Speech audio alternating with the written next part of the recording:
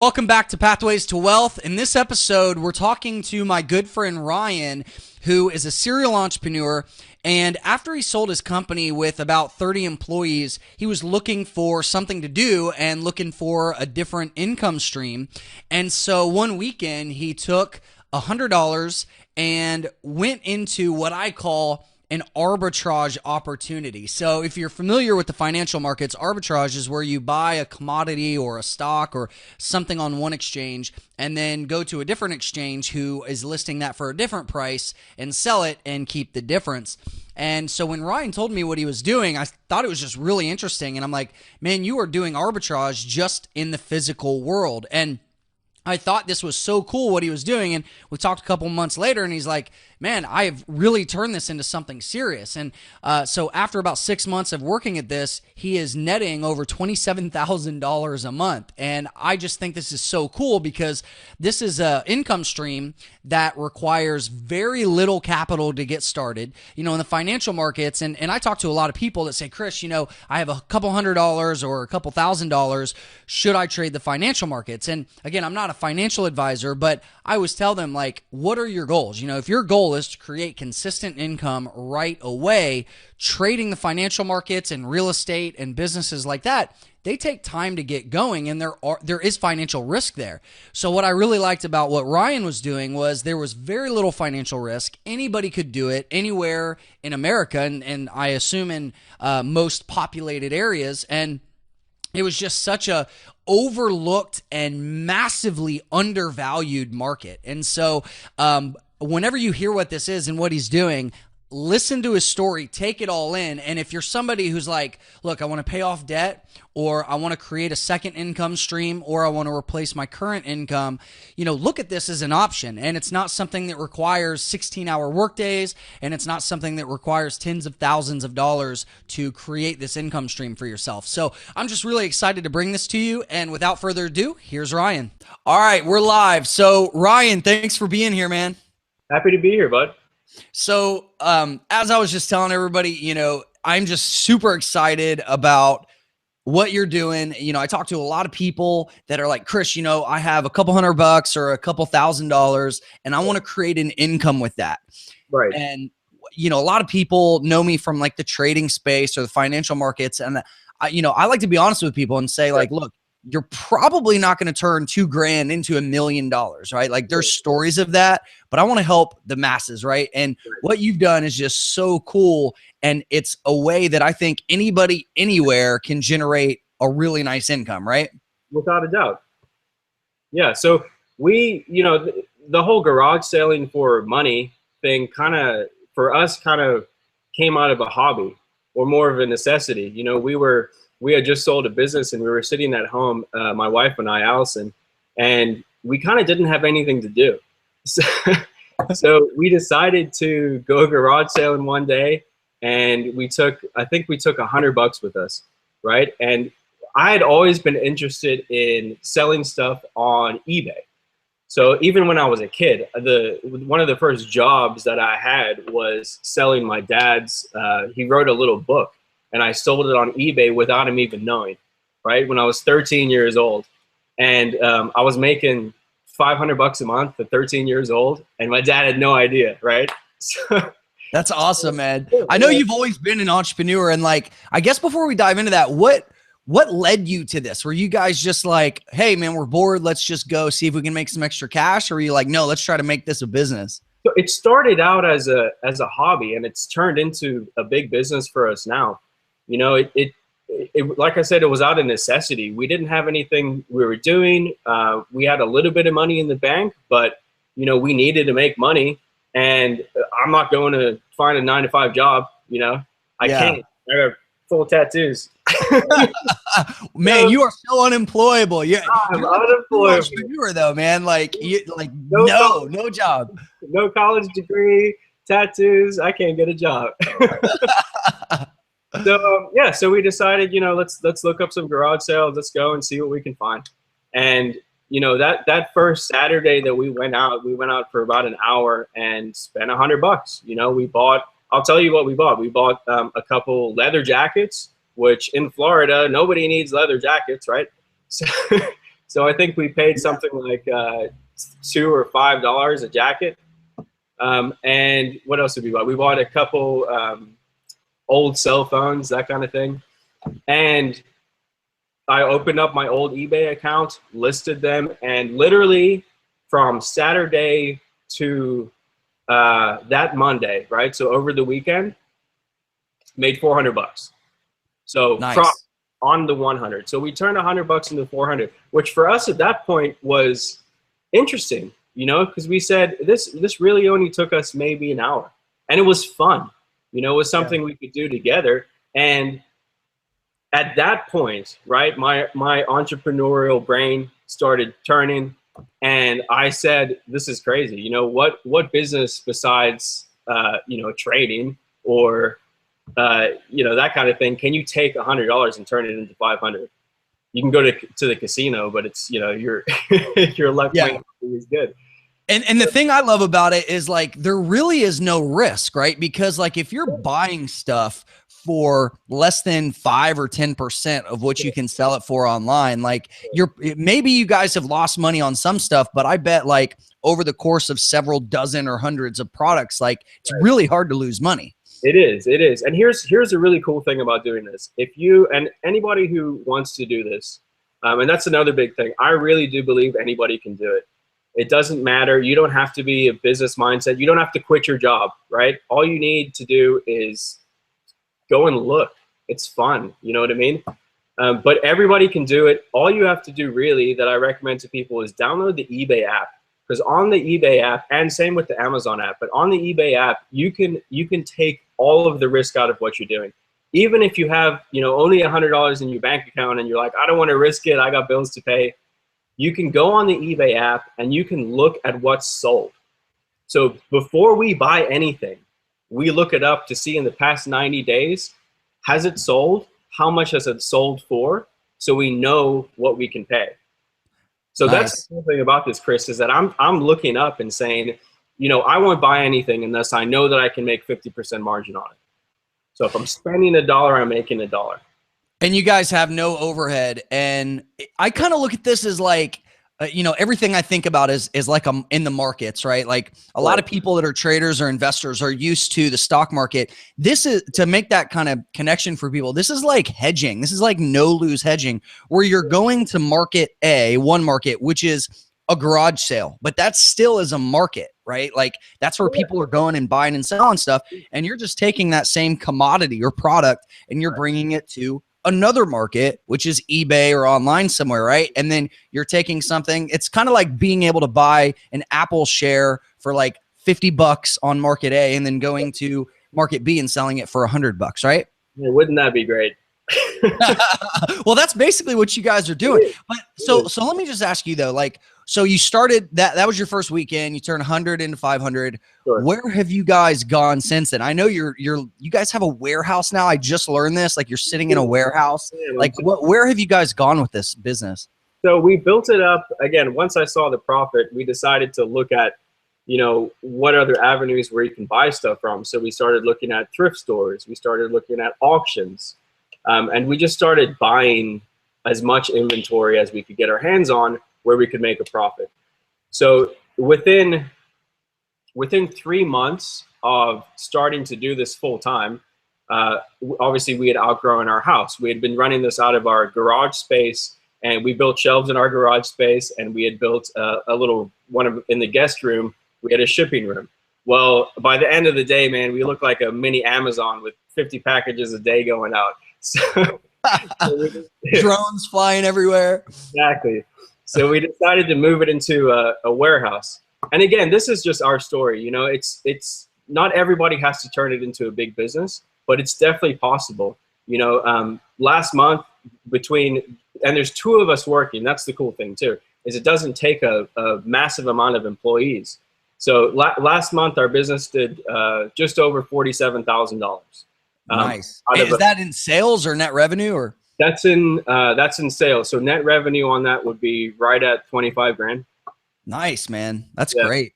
That's incredible. And like you said, no employees and like very little overhead.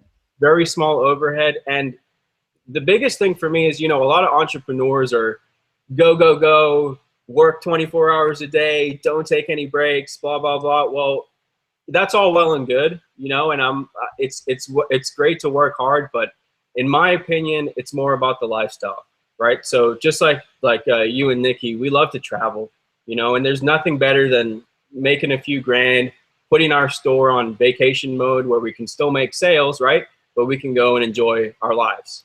Yeah. So, you know, we work probably 20 to 30 hours a week, you know, Nice. and the rest of the time we can use to focus on investments or, you know, spending time with our family and just enjoying life, which is really cool for us. So Yeah, and I know you're like a serial entrepreneur. You have a coffee shop, and you're always building some kind of startup. And this is just, I think, a great way to give you guys like consistent income and like a cash infusion, right?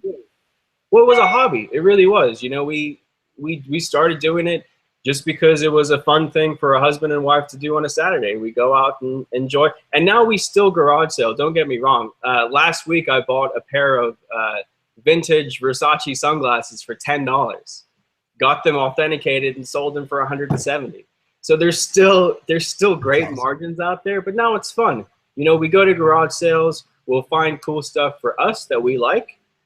We'll use it for a little while and then we'll flip it. So it really is a fun thing to do. And that's what I want to stress is that anybody can do this. You know, it doesn't take somebody like us, right? You and I, where we're full-time entrepreneurs and we want to build a business. This could literally be if you work in a 9-to-5 job, you know, if you have a Saturday morning off, go out for a couple hours, turn $200 into $600 and make an extra $1,600 a month. Like, who wouldn't love that, right? That would be life-changing for a lot of people. And like now with like you said, with the resources that you have, you know, like the eBay app and being able to mitigate risk, there is quite literally zero reason to complain about not being able to make money now. Like agreed. You know, and everybody's always buying stuff online, even more and more so now, right? So it doesn't matter what the markets are doing. There's always going to be something that somebody wants to buy. So as long as you can find that thing, and you know, the funny thing, Chris, is that sometimes it's the things that you would never think they are. You know, at a garage sale, look for stuff like those leather jackets when it's summer, right? Those sell. People still buy them. Look for stuff like used car radios are crazy. People, you know, how many people upgrade their stereos in their cars and then take their stock radio and sell it for $2 at a garage sale? Well, guess what? Those sell for $70 online. So buy them. That's awesome. How long did it take you to learn like what were the most valuable products or what had the biggest margin? Was it like a learning process, or did you kind of intuitively look at stuff and know? It's a little bit of both. You know, you start getting that eye, and once you've bought something before, you know you can buy something. But again, the app kind of takes the risk out of it. So I will literally stand there at the garage sale and look stuff up in front of the people, find out what it's selling for, and make them an offer. I don't care, you know. I don't get embarrassed easily, but when you can do it there, you can look up the item and see what it's sold for right there. Nice. So let's talk a little bit about the mechanics of how this works. I mean, I think it's pretty simple, but for anybody that doesn't know how this works, how does it work? Okay. So the first thing you would want to do is find a place to sell the stuff you want to sell. For used stuff, we use eBay. For new stuff, we use Amazon, or for books and that kind of thing, we use Amazon. But eBay, I feel, is a good place to start. Their fees are a bit high, and that's something you have to calculate in as well. So between shipping, because we do everything free shipping, because that's how people like to buy stuff. So between shipping, eBay fees, and PayPal fees, because you'll need a PayPal account to take the payments, you're looking at about a 25% cost. So if your item sells for $100, you're grossing 75 before your cost of goods comes out of it. And so that's after shipping and PayPal fees and the Correct. site. So if you work on about a 25% cost of doing business margin, you'll be fine. But that would be the first thing, is you need to set up an eBay account, right, which is fairly simple. You need to set up a PayPal account, which again is pretty simple. And you just need to find the items, right? So when you start, especially with eBay, when you start, they limit you. So you can't say, well, I have $20,000 in the bank. I'm going to go buy a massive amount of inventory and list it all on eBay and make $40,000. It doesn't work like that. You need to build your account and establish yourself as a seller, right? So when you first open an eBay account, I think from what I remember, they only let you list like 10 items. So open your account, list those 10 items as soon as you can. Buy some stuff on eBay and pay for it immediately, because you'll get a couple good feedbacks from that, and that'll show on your seller account as well. So that's good. And then sell some stuff. List some stuff and sell it, and let that go into your PayPal account and let the money accrue, and just continue with it. Each month eBay allows you to up your account, right? So you start at 10, the next month they'll probably up it to 50, and so on and so forth. Our account now is, we can sell $150,000 a month on our eBay account if we want. So they will up it and up it as you go. Nice. So basically, like, just to kind of walk through, I guess, the 30,000 foot overview, you guys go to a garage sale or a thrift store or somewhere like that, and then you find undervalued goods. Correct. You sell them online. You sell it all inclusive, so of shipping and all that stuff. Yeah. And then you ship it and you make money. That's in its very simplest form, man. That's it. Nice. So guys, everybody that's listening to this, if you have a couple $100, there's no excuse anymore. Like Ryan, how long did it take you to get to netting over 20 grand a month doing this? It took us 6 months.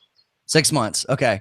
So, and what did from the first weekend where you made like $400 to the 6 months where you guys were doing this, what did that look like? Was it like pretty fast growth? Did you guys take any big hits or any losses, or was it like a pretty like smooth growth curve? That was the other thing, is that we've never taken investor money. We've never used big chunks of money. We've only used our profits to grow. So we've never taken on debt, which is another big thing for us. We took that $300 and next week we spent it and doubled it. And the next week we spent that and double that, until we're at the point we're at now. So the hard part is finding more inventory as you go, and that's something that you just keep your contacts. You never know who you're going to meet at a garage sale. So talk to the people that are selling stuff and just keep those contacts and watch your account grow. So do you get stuff from people after the garage sale? Do you ever have calls back? Yeah, without a doubt. We've done that all the time. We've also, we've bought entire garage sales. Really? So, like, I'll take it all for X price? Yeah, we've shut down garage sales. So we'll go, and instead of, piecing it out, we'll say, stop right now. I know you don't even want to be out here in this hot sun. We'll give you $500 for everything here. Nice, dude. I didn't even think of that. But yeah, I'm sure you end up with some stuff that you don't want, but overall you probably make out like bandits. Yeah, and then that's the other thing, is that we got a lot of clothes that it's not worth selling, So we'll take those clothes at the end of the month and we donate them, which is another cool thing. We'll find good organizations to donate our losses to, and we'll write them off and donate them. Beautiful. So you get the tax write-off, you get to donate and feel good, and you get to make money. Sounds like a good model, man. The real American dream. Yeah. What's the hardest part about that? I know you said, finding inventory, but is there anything else that, like, when somebody gets into this, that they're going to go, oh man, I didn't think about this, or, oh, this is a challenge? I would say the hardest part is just watching your money. Watching those fees can really sneak up on you. We've had a few people that have bought wrong. They'll buy something for $10 and sell it for $20, right? And think, okay, well, I'm making $10 on the deal, but it's not really. You're actually making $5 by the end of it. And if your shipping's high, you might make $2. So you really got to watch those numbers. We try to tell people, if you're selling individual items, you want to keep it around the $30 to $50 sale price margin on those type of things. So that I would say, just watch your figures, make sure you're not losing money. It can be easy if you're not watching what you're doing. It can be easy to lose money. So we don't want that. Yeah. It sounds like, yeah, like you said, like the lower price stuff, the margins are going to be smaller. You guys Yeah. usually try to like what's a good product or a good deal for you? Is it in the like you said, the $30-$50 range, or is it in like the $100 to $500 range, or where's like your sweet spot? The sweet spot for us is anything we can make a margin on. So because again, because eBay limits the amount of items you can sell, obviously the higher priced items you can list, the better for you. You know, so if you can list something for 50 and sell it for 100, that's a lot better than listing something for 10 and selling it for 20. You're just Gotcha. making more money, and the effort's the same. You got to remember that. You're still taking the pictures, listing the item, and shipping it, no matter what it is. So, Gotcha. yeah. So what do you use in the warehouse for? Is that just to store the inventory that's going out the door in a couple days, or are you guys holding stuff longer term? Yeah, well, again, because we're buying in big lots now, so we've gone from spending $100 at a time to spending $5,000-$10,000 at a time. We needed the space, so we'll get in these shipments, sort them out, and it just gives us the space to be able to ship and do that. Plus, honestly, Chris, it gets me out the house. I'm an anxious person at home. Yeah, I can imagine, man. Especially with that amount of stuff, I'm like, no, you can have your living space and then keep your business over there.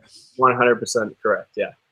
Yeah. Nice. So what is I guess you guys kind of graduated from the garage sale for inventory to, you said like thrift stores?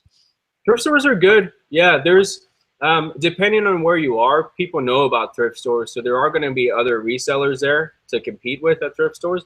But I mean, the margins on some of that stuff is crazy. You know, the things at thrift stores I would tell people to look out for would be vintage clothing. There's some really good margins on vintage like higher end brands. You know, shoes are good. Believe it or not, stuff like military boots sell really well, and those are cheap a lot of the time. Like I said, the jackets, leather jackets that you just wouldn't think to buy, are really good. Hawaiian shirts. Really? There's a goofy dad out there somewhere that wants it up. I'm telling you, man, if you find the right brands in Hawaiian shirts, you're paying $2 and selling them for 60 all day long. What? Are you serious? That's like what, Tommy Bahama or something? Even obscure brands. Tommy Bahama is fine, but your brands that are made in Hawaii. I mean, last week we bought 2 shirts that we'd never even sold the brand before, but we noticed that they were nice Hawaiian shirts that were made in Hawaii, and they sold within hours back to Hawaii. We shipped them back to Hawaii. So, that's crazy. You know, it's trial and error. You know, and I'm sure there's a lot of stuff that we don't even know about yet. You know, we're still on that search for certain things, and that's part of the fun of it, though. You know, you're not buying the same thing all the time, or we're not, at least. So it keeps it kind of exciting for us.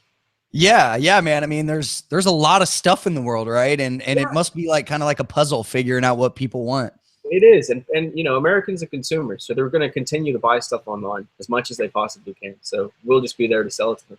That's awesome, man. So what's next? Are you guys going to keep doing this model? Do you have plans to scale up even bigger? Or are you happy where you're at now?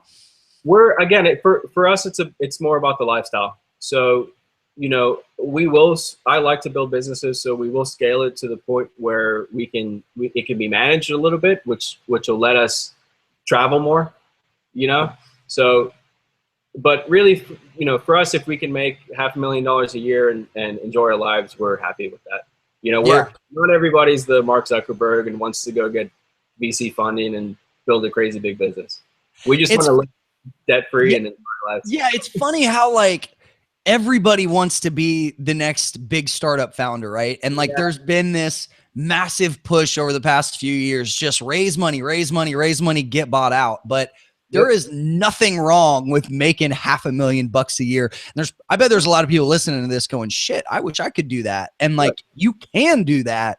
And that in a lot of cases, like you said, the lifestyle, if you want to build a big startup and raise a lot of money, that's fine. But there is a ton of stress that comes with that. And I know a lot of entrepreneurs that I've either invested in or that I advise for, and they are stressed out. And I'm looking at you, Ryan, man. You look happy as hell right now.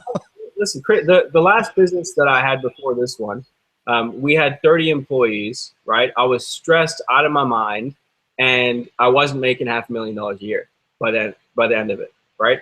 So to get out of that and do this and do the same thing with 2 people, right? And yesterday I sat by the pool and drank a beer the whole day. So we're not saying that to brag or boast. It's just, it is what it is. It's what you want. It's what goals do you want? If you want to be a billionaire, yeah, go and start Facebook, please. I'll invest in you. That's not what we're looking for. We're just looking to enjoy life and make some money. And I think that a lot of people in America are stressed out with what they're doing, and just want a little bit of extra cash, a little bit of an extra outlet to pay those bills. So you don't have to turn it into a business. I urge people to go enjoy your Saturday morning, go out to a garage sale and just see what happens. If you make an extra couple $100 a week, great. Yep. That's a good way to put it too, is like, go enjoy your weekend. I know a lot of people just kind of sit around and mope on the weekend. Like, go take advantage of it. Go look at stuff. Yeah. And like, that's a great way to get out of the house and just kind of get creative, right? Yeah. And it gets you up early too, because garage sales start at 7. So it gets you up early and it's fun. 7. All right. I'm out. You can sleep in the rest of the week. Yeah. Sleep when you're dead, right? Yeah. But no, I love it, man. I mean, it's such an inspiration to hear. It's not every day that you hear about a business model that you can start with literally just a few $100 and turn it into tens of thousands of dollars a month with very little overhead, very little risk, and gives you the lifestyle that you want. And you guys are doing it, man. So I'm really proud of you. Cool. Thanks, man. Appreciate it. So, yeah. And what advice would you give somebody that's starting out? Like, are there any pitfalls to watch out for? Is there anything that if you're like, hey, man, you're just getting started in this, here's something that I would tell you, the biggest piece of advice that you can think of? Don't quit your job. Yeah. Don't think that you can make 40 grand tomorrow. It's not how this works. You have to build it up. So do it on the weekends, build it up until you're at the point where you can say, okay, let's go for it. That's really the biggest thing that I could say. Don't quit your day job just because, we're making money doing it. It takes time to get to this point. So that's what I would tell people, but go for it. Definitely go for it. Just do it in a systematic way, Yeah, I love it. I mean, and that's the thing. It's on the weekends. You can do it in your free time. Like you can do it at night. You can have the side hustle until it makes sense to say, hey, man, we can replace our income and then do this full time. The funny thing is, I know a lot of people who only make $500 a week. So you may go out on a weekend and make $500 and say, well, this is stupid. Why would I work 40 hours a week? I just made that in an hour. So yeah, it definitely does happen. But that's the temptation, is just because you made $500 a week at a garage sale this week doesn't mean it's going to be there next week. So definitely don't risk it too much. Yeah. And it sounds like something that you can build up a little bit of cash and then do bigger size and bigger size and bigger size. And then for a lot of people, $500 a week, that could mean the difference between barely meeting credit card payments and paying off debt and having true financial freedom. Yeah, exactly. I mean, listen, if you're making $500 extra a week, take that. What I'm doing is take it, put it away, and then at the end of the year, travel. That's what I would tell people. Use it as a good vacation fund. If that's all you do with it, man, that'll change your life. I promise you. So. Yep. I know we've traveled quite a bit together, and it's so much fun. And I think that it's funny to say this, but like travel over stuff, right? I mean, you guys deal with stuff, but like the freedom of having to be able to travel instead of just going out and buying a bunch of houses and Ferraris and all this bullshit that really doesn't matter, right? Like, it's about the lifestyle, like you said. I would rather have 10 houses all over the world than one gigantic mansion here. Yeah. Well said, man. Yeah. So, Ryan, thanks for sharing this, man. Any final words of wisdom or advice for anybody that's like, man, this sounds awesome? Not really, man. I mean, you just go for it, try it out, and give it a shot. You know, my website's ryanroots.com. You guys are welcome to shoot me an email if you want. We're happy to give advice. You know, like I said to you earlier, Chris, if everybody who watched this video decided to go out to garage sales and do it, it's not going to hurt our business. So we're happy to give advice to people.